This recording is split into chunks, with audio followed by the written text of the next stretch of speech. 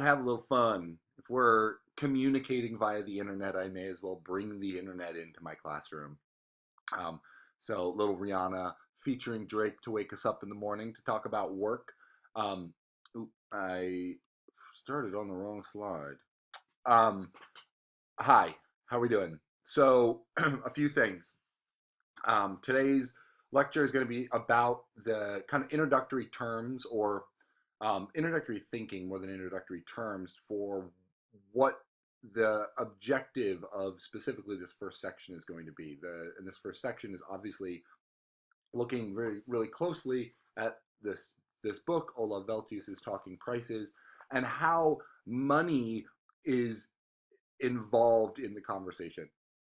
Now, money is really boring and money's necessary to do all the things that we want to do, and so it's a necessary thing that we have to engage with, even if it might be regarded as boring, but that's life. So we're going to talk about that first, and today's part one of that, and then we're going to move into the other topics, rebellion essentially, or political protest work, and then into ghost stories. So the juicier bits are coming down the line, but it's important that we start off by talking about kind of get us all on the same page with this thinking. And that's why I really like this Olav Veltius book, because not only is it a very calm, collected presentation of facts, but it is also it's trying so hard to focus on the financial constraints or the commoditization of works of art or artistic production that he needfully brings up other ideas of how we emotionally link ourselves to these objects or how these objects convey meaning to us. But he really doesn't want to harp on that. He wants instead to focus um, on well how the money side of stuff works, because largely that's the stuff that art historians, cultural anthropologists have decided willfully to avoid. Excuse me.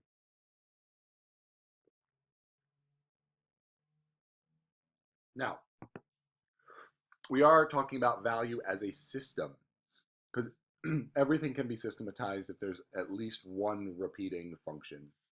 And so the repeating function is at a certain point, someone's going to take this, and then someone else is going to say, I have money, take this money. And then they're going to exchange. I should have had money in my hand so you could see it. Um, I don't know where my wallet is, so whoops. But anyway, that exchange, that moment when a thing gets associated with money, and all of a sudden that thing can become a free agent. The association of money untethers this from potentially untethers this from its more ritualistic or emotive base.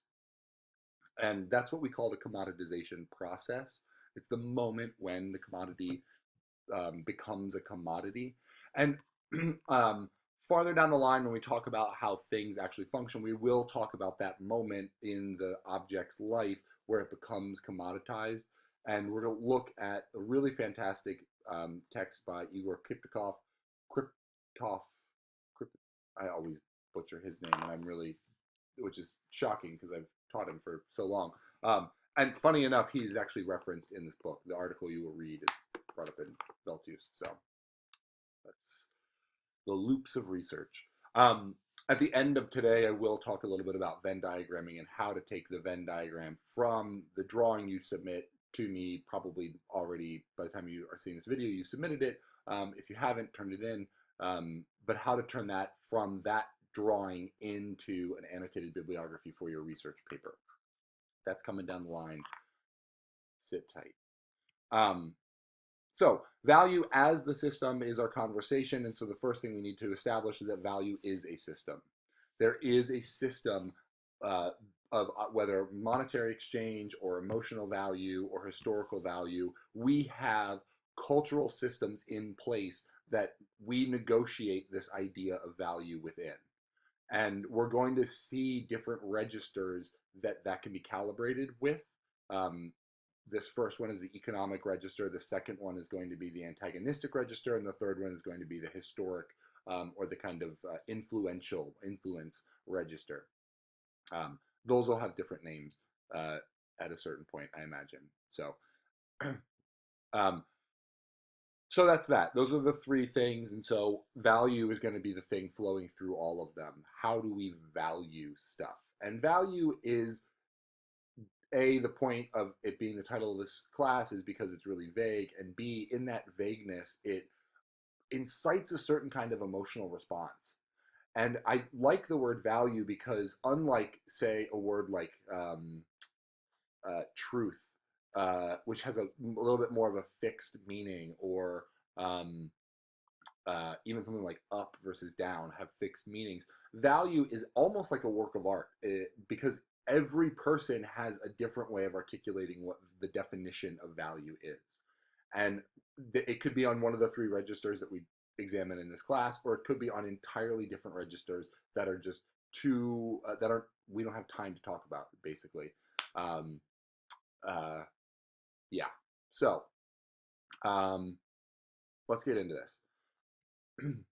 The two realms, we'll call them, or options that Olav Veltus outlines in really early in the text, and he'll go back over them if you haven't made it into the successive chapters of that text yet, or if you're working your way through it.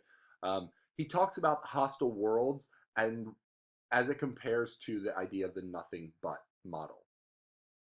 And these are two terms that I think are going to be good for you to have in your back pocket, especially as we move towards the New York trip and we're in New York and we're looking at this stuff, and subsequently when we're in London looking at this stuff as well. Um, the You should know that the impetus for both of those trips is very different. You're not going to London to study the art market the way that we're going to New York to look at the art market. Very different trips, so don't think that you're going to see this thing again.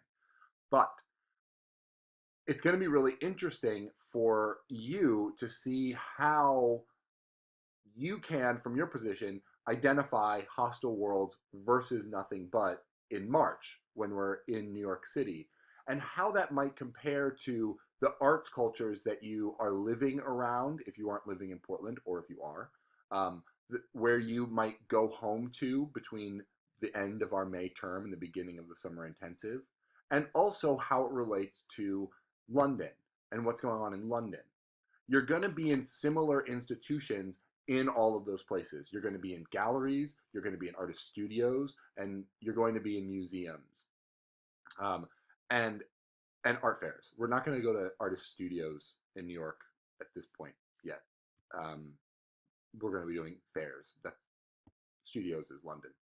Um, so you're in the same places, and so you can see how these examples are articulated in those different cultures. And every culture is going to have a slightly different thing. But one of the things that I find really interesting is the model that Veltus defines as the hostile world um, is actually the one that Terry Smith brings up in his article in Artforum. That's the New York he's defining. It's not the nothing but, it's the hostile worlds model where there's two butting heads of priorities that are where there's friction, and that friction actually generates a kind of capitalist foment where they only want to buy, right? Um, so that's the hostile worlds that he defines in 1974. And as somebody who's seen a lot of contemporary artwork, I actually think that that's the model that is the most pervasive in what we will refer to from now on as the international art world. The international art world is these little clusters of galleries that are white cube spaces. They are um, near to moneyed sources. There's always that, what Clement Greenberg defined as the golden chain between the avant-garde and capital, that exists in this international art world. And it exists as kind of a transnational body. So basically, you're going to see institutions in New York City and, let's say, institutions in Montreal, if you go to Montreal over the summer, or in London, and they're going to look almost identical. And you're going to start realizing that they are really identical, except, well, for lack of a better term, the accent might be different. So you'll see the white cube, you'll see the exact structure that is there as part of the running of the White Cube in both New York and London, but in London it's going to be slightly different than it is in New York. Now, the nothing but model is one that is, I think, it's very analytical. The nothing but model is the one that I try to have, I kind of aspire to. To a certain point, I do think it is a bit aspirational. Although there are really nice examples in this text about it, it just seems like the more idealized version. And maybe I'm just a jaded old man in the art world and I think it is all hostile, but that's just me. So it's going to be interesting to have conversations with you, specifically in places like New York or London, or let's go to Montreal, um, uh, and about these things, about what we see as being there, what's present. So keep these two words in your back pocket, define them for yourselves if that would be beneficial for you, that might help for you to really kind of understand, even as you're reading Talking Prices, okay, this is what these are the requirements for Hostile Worlds versus the requirements for Nothing But. And then you can take those requirements, whether they're written down or not, into your experiences in the art world at large to see, okay, that element of the Hostile Worlds is in that space, that element of Nothing But is in that space. I have this artwork that I really cherish. Do I want to put it over there or do I want to put it over there? Now, that decision that you get to make is the main impetus behind this entire course. It's really, really important that people who make things understand what they're going into, not them themselves, because you know what you're putting your body into. Generally, you're putting your body into your artist studio and you're making, work, right? Um, but the thing you make has to go somewhere at some point. You have to birth it out, as it were. It has to get out of your studio. It has to get into the world on its own legs, on its own accord. But and there are some parenting metaphors in the Talking Prices thing as well. As that person, the steward of this work, this thing you've made, you have to be a little bit more in control of what your aspirations for its performance are. And so while last term we were talking a lot about your person, your position, all the stuff you bring into the studio, this class is going to be about taking that position and making decisions about where what's in your studio goes. Now that brings us to this word, entrepreneurship. I'm going to take a drink of coffee.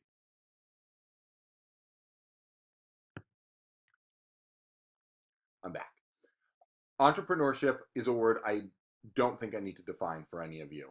We live in a society where entrepreneurship is one of the most rewarded aspects of character traits, habitus of people in a capitalist society. If you are enterprising, the world is up for you. It's your oyster because you have to be enterprising in order to afford oysters. Now, entrepreneurship as it relates to artistic practice, for a lot of people, it's a no-brainer. I'm getting my MFA so that I can make work that I make and I sell and I reap the benefits of. That's obviously not what everybody who gets an MFA is thinking, but somewhere in the back of your mind, I know that you want to make things, and it'd be really, really swell if you made cash from the things that you produced, right? All of us want to do that. Wouldn't it be wonderful? But there's a lot of work that you have to do in order to get to that point. It's crazy how influential Rihanna is.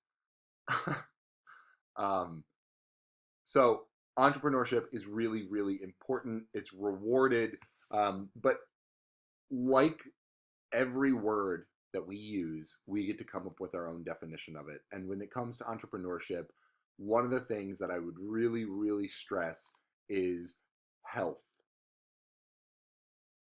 So side note for personal health. Give yourselves time when you need time. Give yourself sleep when you need sleep. There is a moment when you have to work all the time. There's a moment where all of the pressures of the world are falling on your head and you have to hold them up.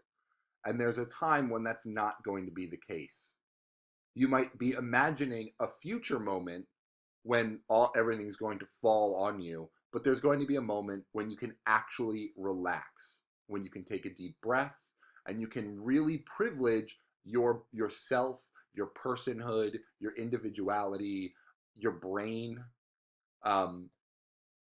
This is the thing that so many people don't value when they start entrepreneurship practices. Their self becomes secondary to the entrepreneur that they are developing. I understand that this is the hardest thing for us to actually turn into practice. It's something that every single human I know is still negotiating. How can I balance my work life and my life? And if you're working for yourself, oh my gosh, where is the border there? There is no border. I'm always working. I do not have a life. Don't do that. It's not worth it. When you know when you're under that pressure and you have to perform and you have to get all this work done, which you do during these terms, do it. This is the time when you put yourself under pressure. This is the time when you sacrifice a little bit of sleep for the sake of getting that work done. But after May 7th, I know that's not your date.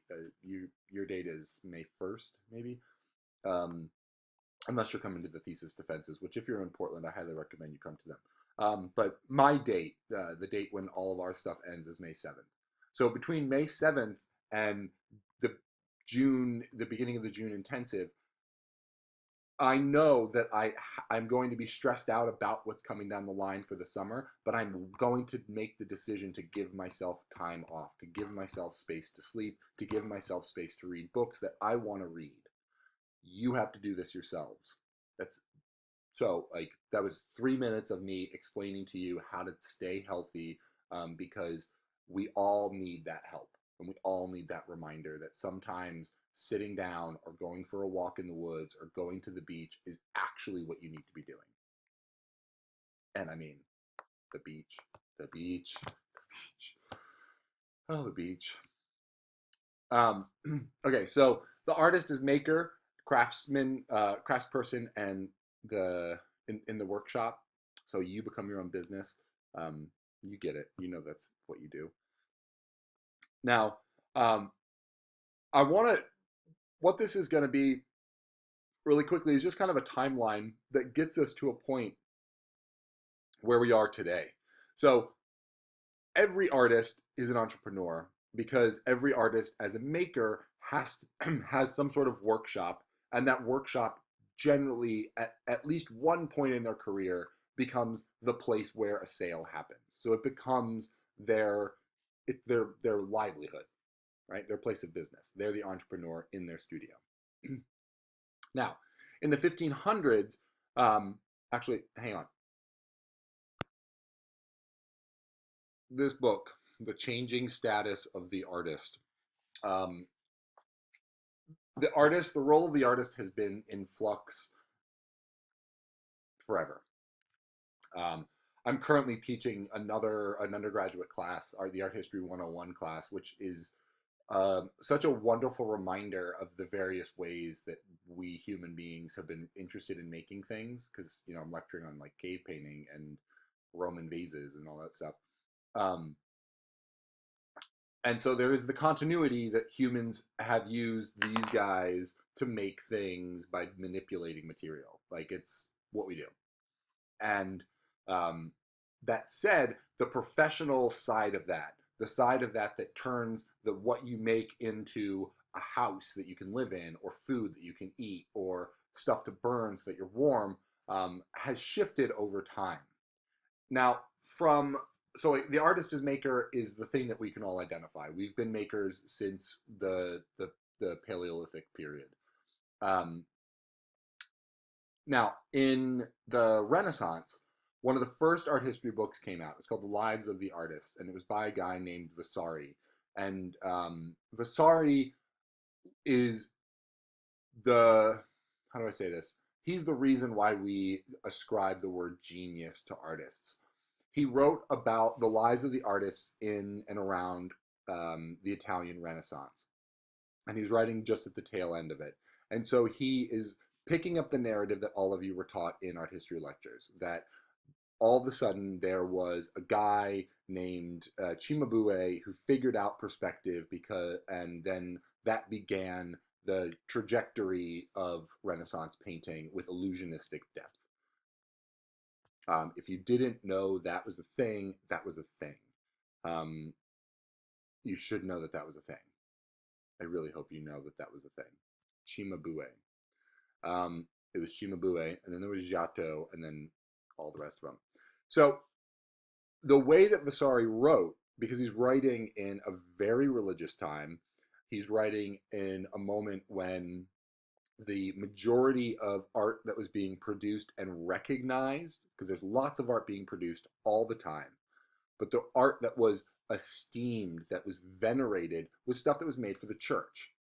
And in order to make stuff for the church, you had to be a really devout person. And so Vasari saw this as being connected.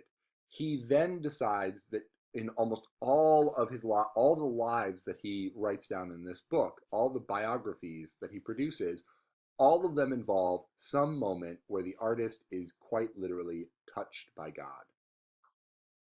And that touched by Godness becomes genius. Like from 1500 till now, the idea has stayed relatively unchanged, but we've become more secular, and so we don't want to say that that person has been touched by God. We instead say that they are blessed in some sort of capacity, even though blessed is it has religious associations. And so we say that person is a genius, as in that person's talent comes from a place that is outside of their control. It's not training, it's something else in the ether. Um, and for those of you who have had longer conversations with me about this stuff, you understand that I think it's it's total bullshit. It's crazy how silly that idea is, but it still is part of us. And that's why I'm using, instead of bullet points, these little plus signs, because today entrepreneurship is the banner that a lot of our artists are performing under. Whether or not they know it, they are entrepreneurs, because writing a grant for yourself is an entrepreneurial practice. But it's the entrepreneurship, and then we add the maker in, we add this idea of the genius, because that hasn't gone away. We add in around the kind of post-Enlightenment period, this idea of the avant-garde starts to pop up. Genius is taken and turned into a social class. Instead of it being individuated as one person having the miracle of a conduit between a higher power and their body, it turns into a group of people that have the ability to have that connection. We're all geniuses, and all of us geniuses now, not only are we geniuses, and isn't that rad, we're geniuses, and it is our responsibility to move culture forward. I put that in quotes because it's a progressivist agenda, meaning it imagines that there is a better future, that what's happening next in human history is going to get better. And it's going to get better because we're going to make it better. We, the artistic genius circles, the avant-garde, we are the advanced guard. We're the first ones on the scene. We're the ones who are going to pull all of culture on our back forward towards this end goal, which is the future, only to then see that there is another future farther down the line, and a subsequent avant-garde will come and pick that up and move forward. And so all of this entails making, all of this entails a personal kind of presentation of self, an entrepreneurial self, but it also entails a certain kind of ego. the avant-garde artists, if you refer to yourself in the 18th century or the 19th century or even the early 20th century as being of the avant-garde, it actually doesn't go back to the 18th century. That's 1800 or so. It doesn't go that far back. But you thought that you were all of those things. You thought you were the cat's meow. You thought you like invented the world, and you kind of did because art was not challenging itself in a certain way. So if you get together with a group of people and you make expressionist artwork in 1910 and you realize that no one else is making that kind of work, and you show it to people and they like it, and other work begins to develop around those ideas, you're going to think you're special. It's what happens. When you become influential, your ego inflates because cool, and people are listening to me. It's working. Something's working. And that working added to their idea that they were geniuses because they were making stuff, and so that was part of it. And so all of a sudden, the genius had a colleague, and that colleague network became the avant-garde. The artist becomes a capitalist in the post-Salon Europe. What does that mean? I thought that artists as makers were always trying to sell their stuff. Well, artist as capitalist is a little bit different. The artist as capitalist understands how capitalism works. And in the post-Salon Europe, meaning after, say, 1860 and change, 1870 is when most of the history books will say, like, this is when this begins. I always clock it back about a decade because I want to incorporate somebody like Gustave Courbet, who was very much a capitalist, knew how capital in the infancy of the idea of what capital was, because Marx is publishing that in 1814, and Courbet is making work in 1850. So they're new ideas still, but Courbet got it. Now, what did Courbet get? And I'm deliberately keeping all this information up here for you and just talking at you because I don't want to give you a bunch of slides because I'm going to do that over the summer. The artist realizes that, okay, I can show my work to people, or I can show my work to people expressly to sell it to them. Instead of to show that I'm a genius, instead of to show that I make stuff, instead of to show that me and my buddies have this little reading group that we call the avant-garde, I just want to have a solo show and I want to sell you stuff. And this notion is something that art historians decide to not talk about, because to say that Claude Monet was thinking about selling works makes it less of this kind of subtle, sexy narrative that he was just really interested in light. I mean, totally, guy was interested in light. He looked at light. He really liked light. He wrote about light all the time. He's writing letters to all of his friends about light all the time. He's so invested in light. But he also has an art dealer who comes over to dinner, who has conversations with him about how to sell his work, who tells him, I need 10 paintings from you in the next month so that I can sell them for you. And Monet was very, very attuned to this system. And he's the generation that followed the Courbet, which was kind of, I think, again, the first burst of a capitalist artist. Now, again, all of these things are stacking together. In the post First World War, art becomes more socially minded. That's because the capitalist fallout. The world went to war. That means the markets close, which means it's hard to buy and sell artworks. Now, there was a lot of art sales that were going on through the First World War. So it's not to say that, Chicken Little, the sky is falling. Rather, the market for contemporary work did dry up. The market for older, more esteemed work did not. That stayed pretty rampant because essentially people were in debt because of the war and they had to clear out a lot of their holdings, including some of their families' holdings of art. And so the art market developed around the First World War, or continued its development around the First World War, kind of unchanged. It just switched. If there was bombing in Paris, they would hold auctions in London. And I'm being totally serious. That happened. So in the face of this, as the contemporary market kind of falls out, artists become more socially minded. This goes back to that idea of them being part of the avant-garde. They're in this group. They're with other people. They're hanging out with everybody. And so they begin to realize that we can share, and sharing becomes big. And so art becomes less monetarily focused and becomes much more about having a communal table for people to kind of sit at and engage with. Um, all of these things are trends that will repeat themselves in our contemporary day and age. When the contemporary market dries up a little bit, the older market doesn't. And when that cools down, this thing heats up. It happens all the time. Now, in the post-World War II period, the artist becomes the consumer. This is different than the artist is the capitalist. Now, certainly the capitalist artists of the post-Salon period bought things. Monet had a very nice house. A lot of the people, I mean, Pissarro had like 7 kids and 2 homes, I think. I mean, they like lived a nice life.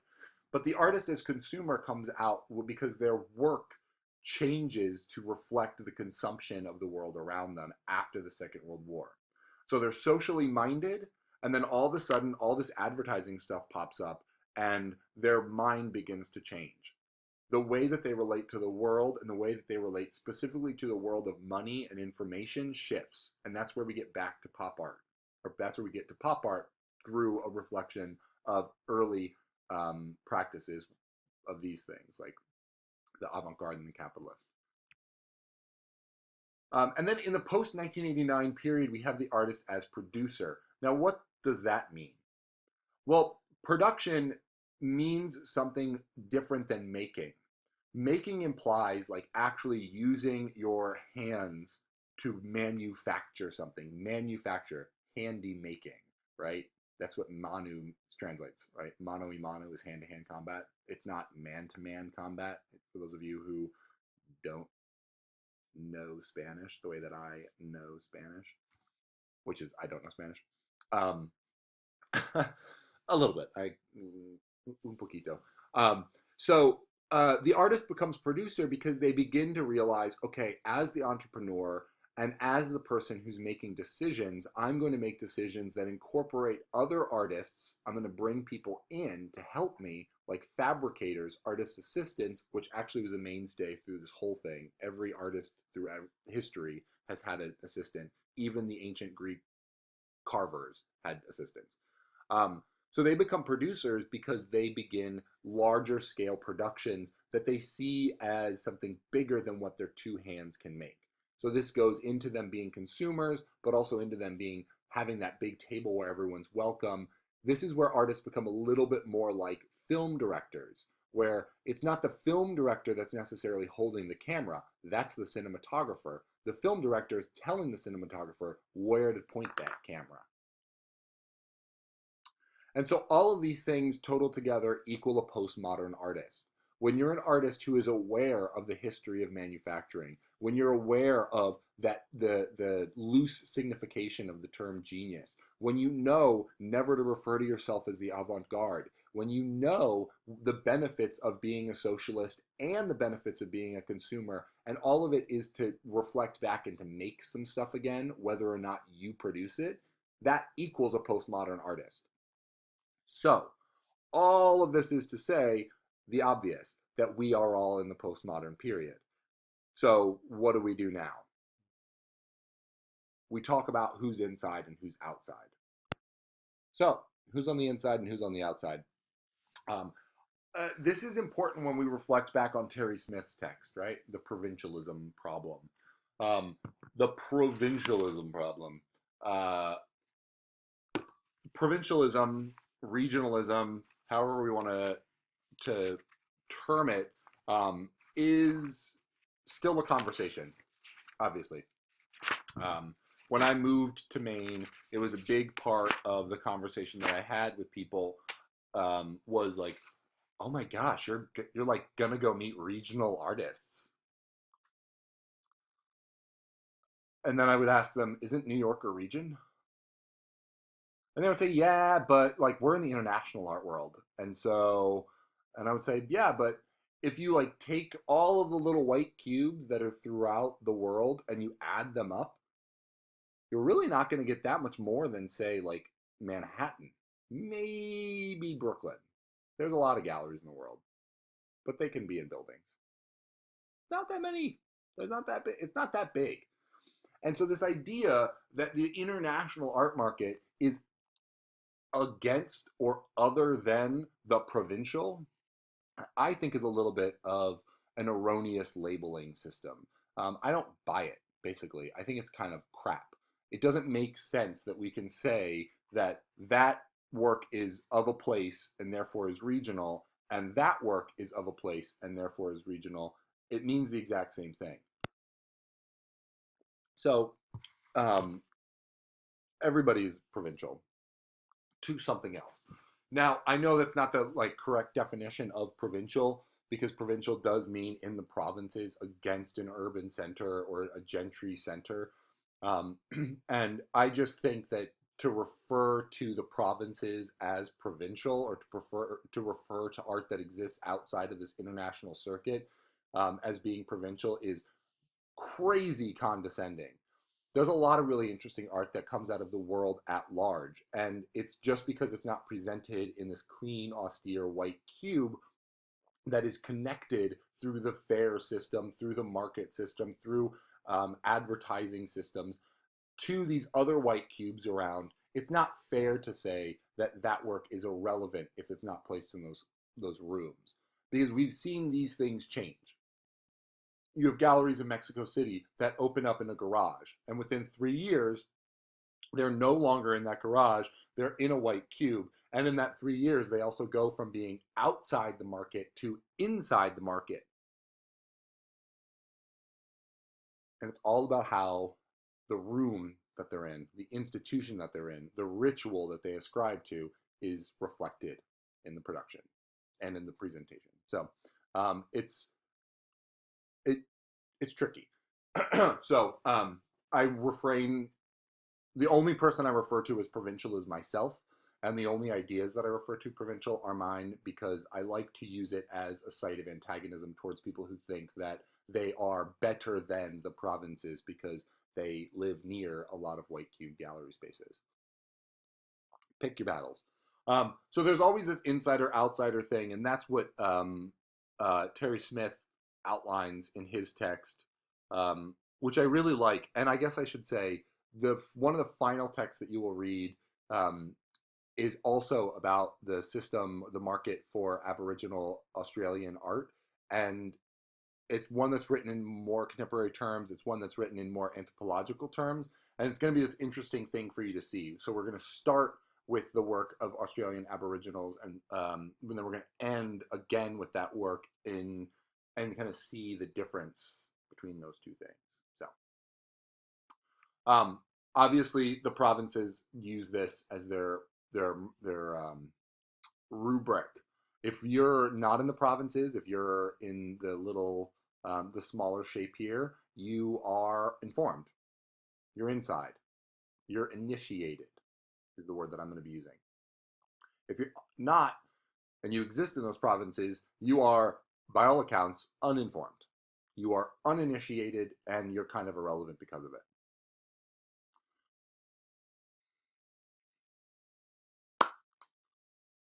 What I can say to that end is show your work as many places as possible, but also be really clear about how you want your work presented in those places. So if you want to show your work in a place that isn't a white cube gallery, well, maybe have a conversation about the entirety of the show that you're going to be placed within, just to see if it's going. If are they thinking about it seriously, or are they just happy to be putting artwork in a room? Those are two different things, but we can talk about that later. Um, Now here I have, you can see that obviously the smaller shape says global and the larger shape says regional. That's because the smaller shape here is representative of the collection of all the international white cube galleries versus the larger spread of the regional visual or aesthetic vocabulary. in Maine, the visual and aesthetic vocabulary is landscapes, right? We have a lot of landscapes. They're all over the place. That doesn't mean there isn't artwork here that doesn't ascribe to that stuff. And so the idea of a regional enclave is flawed, but as is the global enclave, because it's not like all the stuff you're going to see in contemporary art fairs or in the contemporary art world is good or interesting or well produced or um, whatever barometer you want to use to say that you don't like something. You're going to find a lot of stuff in the contemporary world that you don't like for whatever reason. Um, a slide with our book. You know the book. So obviously, this course is going to be about, or this section is going to be about the market, right? Obviously, but it's also more than anything. I want you to understand more than follow the rules of the art market. Dissension is always rewarded within avant-garde practices, and avant-garde practices are the backbone of the global art market. You know, if you have a gallery in New York City and you don't have a website, you're deemed cool. If you have a gallery in Portland, Maine, and you don't have a website, you're deemed unprofessional. It's weird. Um, so that's the thing. I'm going to teach you about protest next. So, like, yeah, fuck up the system. Like, that's the easiest way to get attention in the art world is to actually go, like, understand the system, whatever that system is, whether it's a system of racist politics, understand the system and try to smash it. If it's the network of international art galleries, understand the system and try to smash it, so on and so forth. Um, the other thing you could do is just follow the rules if you want to. If you're hearing this and or reading Veltus's text and you think like I actually do want to open a contemporary art space and I do want it to be a white cube and I do want to be represented on Contemporary Art Daily and I do want Hyperallergic to know what I'm up to, cool, go for it. With all my support, I wish you luck. But what the thing you're going to do is you're going to understand the market so much that you're going to make decisions that are reflective of that. You're going to be smarter about it because you understand the structure of it. So um, that's kind of my 1 minute long apology for the drier sections of Olav Veltus's. But the juicy ones where he talks about like people getting divorced and people suing one another, like, yeah, I'll take that. Little like soap opera. Um, and then the other thing is acknowledge personal objectives as a maker and as a researcher. So your core questions are going to actually, whether you like them or not, are going to manifest themselves in your performance within the art market. That's what happens, right? You're not going to be investigating silence in your art studio and then be really, really vocal in the art market. That doesn't happen like that. You're not going to be investigating feminism in your artistic studio and then sleeping your way to the top in the art market. It doesn't work like that. Those two things overlap. They become one and the same. So when you go to New York, when we go to New York and the schedule's all there for you, what you'll see is, or what you're going to be given is essentially a little worksheet. It's a questionnaire called "What is your art market?" And you are going to tour the New York art scene and you're going to think about, okay, do I want my work to be here? Do I not want my work to be here? Would I love for my work to be in this huge gallery, or would it make me so anxious that I would have to sacrifice some of the health pieces that we were talking about when we were discussing entrepreneurship? Something to think about. Um, are you traditional or are you contemporary? Veltus teases those two ideas out. You know, you can be the traditional gallery is one that's really reflected in the Portland art scene. Um, uh, so that's there. A lot of local art scenes or small towns that have art galleries that will sell the landscapes. They'll sell in, say, the Pacific Northwest the wood carved bear statue. If you haven't been in the Pacific Northwest, there's like 1,000 wood carved bear statues at every roadside little shop, little art gallery. They're art galleries. They are. That's what they are. And it's condescending to say that they're not art because it's in a different place or it looks different. It's a different kind of art. Um, versus the contemporary. I mean, I've seen your work. I'd say that all of you are contemporary artists, right? Not only are you young and engaged, but you're also making work that's in the vocabulary of the contemporary. So um, think about the idea of how you value, what you value, but also how you value. So when you like something, do you want to buy it and hold it? Like, I don't know, like people do? Or do you want to um, uh, leave it where it is because it's just too good? You know, like, are you the person who collects rocks from the beach, or are you the person that acknowledges the beauty of the beautiful rocks on the beach and doesn't pick them up because they're fine where they are? So both of those people value the same object, but they perform that valuation in different ways. And lastly, not are you an entrepreneur, think about your entrepreneurial practices. All of us are entrepreneurs to a certain extent because it's the word we are ascribing to a kind of cultural behavior where we want to perform for money under our own terms. Um, dancing for dollars as it is. So we are all have an entrepreneurial practice. What is your practice going to be? How is your practice going to manifest itself? You know, are you going to look to, like the artist in Terry Smith's text, other people to do the selling because you don't want to engage with the market system, or you don't know of the market system and you might potentially be exploited, as Smith details? Or are you going to just like take the bull by its horns and do your own thing all the time forever? There's a value and a danger in both of those performances. What is it for you? Okay, so I want to get this done in under an hour. Next week, I will be talking to you about more about Velthuse's text.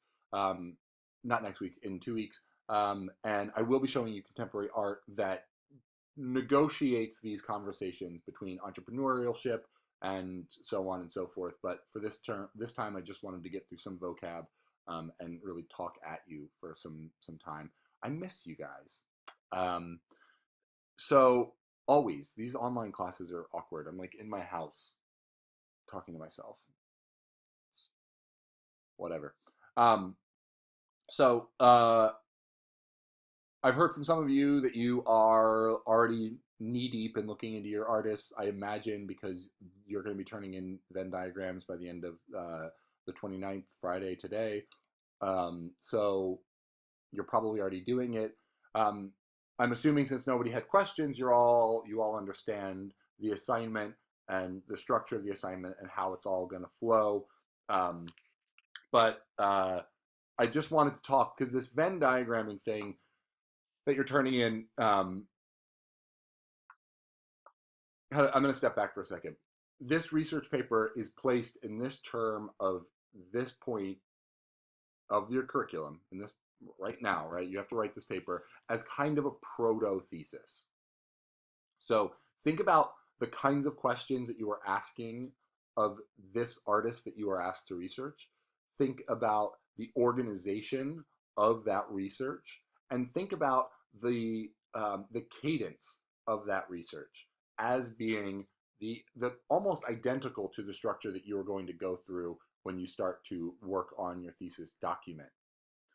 In the winter intensive next year, when you're in Portland, you're going to be doing an exercise where you develop Venn diagrams or mind maps of your own practice. And you then turn those Venn diagrams into annotated bibliographies, into thesis statements and outlines, into rough drafts, so on and so forth. Now, I've taken out some of the steps because you're not writing a thesis. It's not 17 pages. It's only 4,000 words. So it's a lighter load. But I wanted to make sure that as many of the um, potentially the newer research methods and the ones that are the most rigorous or the most necessary are represented here. So the Venn diagram is one where it's a step that not a lot of researchers take, but it's one that's really, really beneficial in the brainstorming phase.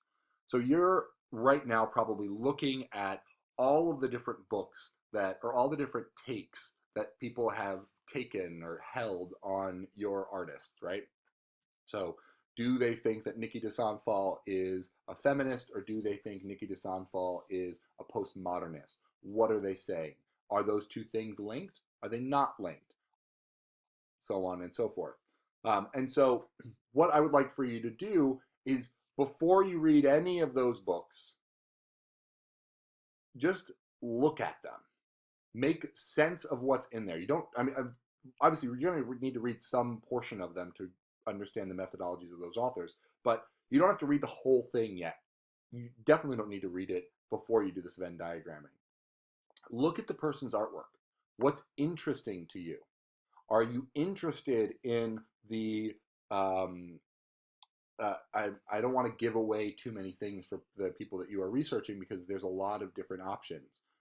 You know, someone like Joseph Beuys has so many different potential reads of his work. So what's the most interesting to you is the one way you can do it.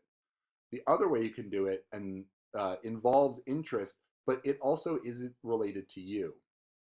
What in this person's practice do you think is relative to you and your practice? Now, with that answer in mind, that might be a really good thing to move forward with as far as your research. And that's why I said in the document that details this assignment to make your research count. If you have absolutely no interest in talking about, say, feminism in your work, then it wouldn't be that beneficial for you to write about it in this paper, because you're going to do a lot of research about what that word means, or what those ideas mean, or how they're articulated, how they're argued, who argued them, where they were argued, when they were developed, yada, yada, yada. And that's not going to be applicable to the research that you need to have done in order to produce the master's thesis. So just make it count. It's just that easy. Everything in your graduate school experience should count should like total out at the same thing. You should be researching or honing in your research in a more specific way. And so, as I said when I assigned them, I took a long time making sure that the grim job was making sure that all the artists I assigned were dead. I'm almost positive I got it right. There might be some people who are still alive that are just like so reclusive that I haven't heard anything from them in years. But so that we had that historical distance, so you can see, okay, how is Joseph Beuys presented in the 1960s? How is Joseph Beuys presented now? What does that mean, right? What's the value shift there? Because he was a weirdo when he came to New York City, and now he's a genius. When did that happen? So I kind of lost my train of thought there. I apologize. See, if I was in a classroom, I could just see your faces and ask you, like, what did I just say? Um, um, so that's research. That's what you're going to be doing. You're going to be talking about these people, and it's going to be fabulous. And you're going to do really wonderful things, and making research count. That's what you're talking about. So you're making your research count. And obviously, I'm going to be having this conversation with you. I'm going to look at your Venn diagrams and say, I think you should maybe incorporate this word into your Venn diagram. So none of you are writing about Ellsworth Kelly, and so I will talk about, say, Ellsworth Kelly as my potential research person. Hang on just a second. Okay, so if I were to be doing a paper on Ellsworth Kelly, who RIP, that was a sad day for me, and yeah, yeah. So Ellsworth Kelly was esteemed color field painter from the late 1950s through to really till last year, and his works were about color, they were about light, and they were about surface. And so those are the three kind of obvious things. I'm going to look directly at their work. I'm only going to look at their work. What are the things that I'm attracted to in the work? And given the nature of what Ellsworth Kelly was producing, I can see, okay, surface is very important to him because all of his paintings have almost no brushstroke whatsoever. Light is incredibly important because a lot of his early abstractions hinged on the way that the kinds of ways that light interacted with the world around us, how shadows functioned, how negative and positive figure ground conversations were established because of light. And ultimately, he's referred to by history, designated as a color field painter, meaning that color is paramount to his investigation, to his project. And so all of those three things coincide around the idea of vision or optics. It is without vision, or without this simple term, a term that is a little bit bigger than, it's kind of a zoom out from all three of these things, so it kind of hangs up in the distance, looking at these collection of ideas. But vision is the thing that unifies them all, or at least from the purposes of my paper. So with those things in mind, I understand that vision is going to be the thing that unifies my entire text. And so I can begin to look up books that deal with vision and go. And so I'm going to look at books that are vision and color, that are vision and light, and that are vision and surface. I'm going to go through those books, and I'm going to figure out, by only reading the introduction, by skimming the introduction even, if this book is going to be even potentially valuable to me. So if I open the book and it's all about how vision and color function in advertising, I can find some interest there. Cool, I'll go for it. If I pick up the book and it's all about vision and surface, and about how Braille creates a visual language through, or a language based on the surface texture that is a stand-in for a visual language, or a participant in a language network, I'm not going to read that, because it's not relevant to what I'm doing. And so I'll put that book away. And then I find this other book that talks about how the optics of different surface textures function emotionally in our brain. And voila, that's the book I need. I'm going to take that book.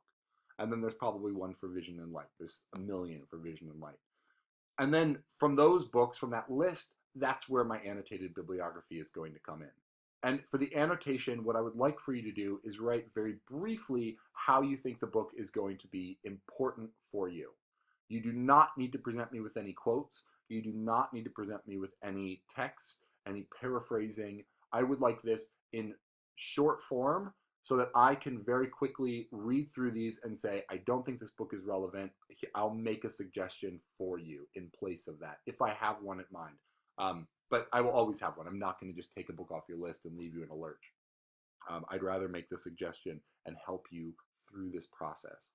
And so that's where you're moving towards for the annotated bibliography. For those of you who have not ever produced an annotated bibliography, you are producing it in the Chicago style, period. And if you're now wondering, well, what the hell is the Chicago style? In less than 2 minutes, when I shut up, I need you to type into your Google bar Chicago style, and that's it. It's fine. I get fielded this question all the time, and I find it really frustrating. How I don't understand the Chicago style. Okay, great. We live in a world where all human information is networked, and every single college student that has ever produced anything has looked up how to do citations. And so all of those things exist on the internet. If you have questions, look up the Chicago style stuff. That's it, period. I will make notations on your citations on your annotated bibliography. I'm going to use my pen. Actually, I won't. It'll be digital. To tell you that things are wrong and things are right.